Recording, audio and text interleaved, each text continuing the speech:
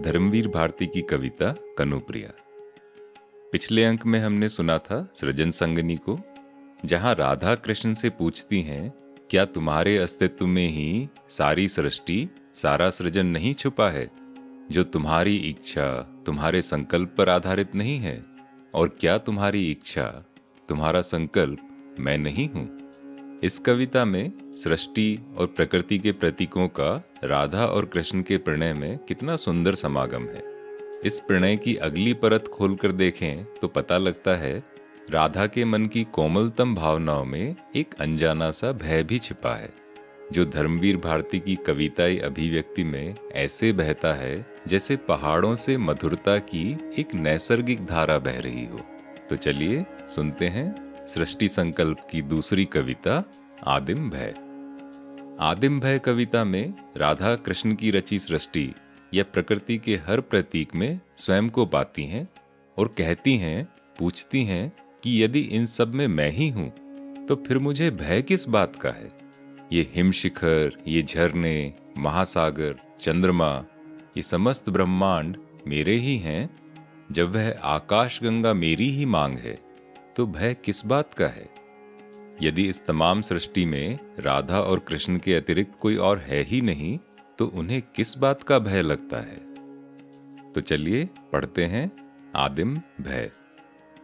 आदिम भय यानी प्राइमल फियर।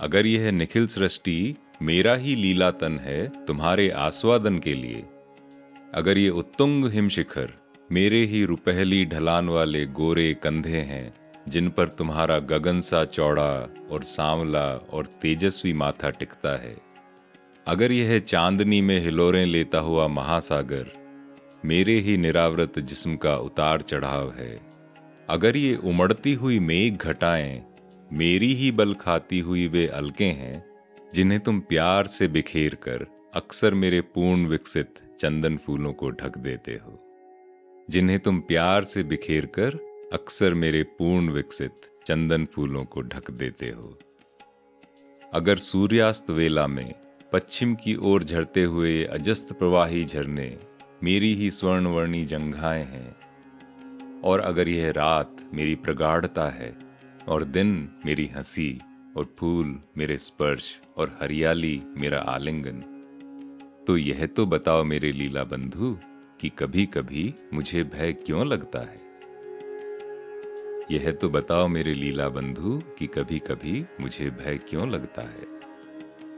अगर आकाश गंगा के सुनसान किनारों पर खड़े होकर जब मैंने अथाह शून्य में अनंत प्रदीप सूर्यों को कोहरे की गुफाओं में पंख टूटे जुगनुओं की तरह रेंगते देखा है, तो मैं भयभीत होकर लौट आई हूं। क्यों मेरे लीला बंधु? क्या यह आकाश गंगा मेरी मांग नहीं है? फिर उसके अज्ञात रहस्य मुझे डराते क्यों हैं? और अक्सर जब मैंने चंद्रलोक के विराट अपरिचित झुलसे पहाड़ों की गहरी दुर्लंघ्य घाटियों में अज्ञात दिशाओं से उड़कर आने वाले धूम्रपुंजों को टकराते और अग्निवर्णी करकापात से वज्रों की चट्टानों को घायल फूल की तरह बिखरते देखा है, तो मुझे भय क्यों लगता है? और मैं लौट क्यों आई हूं मेरे बंधु? क्या चंद्रमा मेरे ही माथे का सौभाग्य बिंदु नहीं है? क्या चंद्रमा मेरे ही माथे का सौभाग्य बिंदु नहीं है? और अगर ये सारे रहस्य मेरे हैं और तुम्हारा संकल्प मैं हूं और तुम्हारी इच्छा मैं हूं, और इस तमाम सृष्टि में मेरे अतिरिक्त यदि कोई है तो केवल तुम, केवल तुम, केवल तुम, तो मैं डरती किससे हूं मेरे प्रिय? और अगर ये सारे रहस्य मेरे हैं, तुम्हारा संकल्प मैं हूं, तुम्हारी इच्छा मैं हूं, और इस तमाम सृष्टि में मेरे अतिरिक्त यदि कोई है तो केवल तुम हो, तो मैं डरती किससे हूं मेरे प्रिय? तो मैं डरती किससे हूं मेरे प्रिय? और अगर यह चंद्रमा मेरी उंगलियों के पोरों की छाप है और मेरे इशारे पर घटता और बढ़ता है, और अगर यह आकाश गंगा मेरे ही केश विन्यास की शोभा है और मेरे एक इंगित पर इसके अनंत ब्रह्मांड अपनी दिशा बदल सकते हैं, तो मुझे डर किससे लगता है मेरे बंधु? अगर मेरे एक इशारे पर ब्रह्मांड अपनी दिशा बदल सकते हैं, तो मुझे डर किससे लगता है मेरे बंधु? कहां से आता है ये भय जो मेरे इन हिम शिखरों पर, महासागरों पर, चंदन वन पर, स्वर्णवर्णी झरनों पर, मेरे उत्फुल्ल लीला तन पर कोहरे की तरह फन फैलाकर गुंजलक बांधकर बैठ गया है? कहां से आता है ये भय? उद्दाम क्रीड़ा की वेला में भय का यह जाल किसने फेंका है? देखो ना, उद्दाम क्रीड़ा की वेला में भय का यह जाल किसने फेंका है? यहां राधा कहती हैं कि प्रणय के यह पल, जहां कृष्ण के संकल्प, इच्छा, सारी सृष्टि में केवल राधा और कृष्ण हैं, उस क्रीड़ा के पल में भय का यह जाल किसने फेंका है?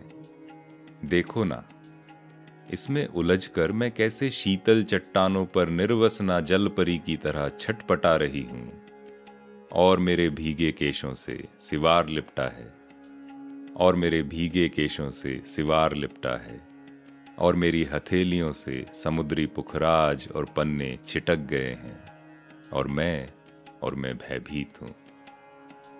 सुनो मेरे बंधु, अगर यह निखिल सृष्टि मेरा लीलातन है तुम्हारे आस्वादन के लिए, और यह जो भयभीत है वह छायातन किसका है, किस लिए है मेरे मित्र? सुनो मेरे बंधु, अगर यह निखिल सृष्टि मेरा लीलातन है तुम्हारे आस्वादन के लिए, तो यह जो भयभीत है वह छायातन किसका है, किस लिए है, किस लिए है मेरे मित्र? यहां राधा कहती हैं, अगर मैं ही सृष्टि हूं, ये मेरा ही तन है, तुम्हारे लिए बना है, तो राधा के मन का ये जो दूसरा भाव है, जो भयभीत है, वह क्यों है, वो किस लिए है? इस सवाल के साथ ही कविता समाप्त होती है। यहीं विराम लेंगे। अगली कविता है केली सखी, उसको अगले अंक में पढ़ेंगे। केली सखी बचपन की सहेली, सखी, एक अंतरंग सखी या मित्र। उस कविता में राधा इसी भय से आगे बढ़ती हैं और अपनी कुछ और भावनाओं को अभिव्यक्त करती हैं, और उस उहापोह को धर्मवीर भारती ने बड़े ही सुंदर शब्दों में पिरोया है। तो सुनते हैं अगले अंक में। मैं हूं अरिसुदन, और हिंदी कविताओं की इस पॉडकास्ट में हम इन दिनों पढ़ रहे हैं धर्मवीर भारती की लिखी हुई कनुप्रिया। बताइएगा ये कविता आपको कैसी लगी। आप मुझसे जुड़ सकते हैं लिंक्डइन, इंस्टाग्राम पर, लिंक यहीं दिए हुए हैं। तो अगले अंक तक सुरक्षित रहें, स्वस्थ रहें, प्रसन्न रहें, चाय कॉफी पीते रहें।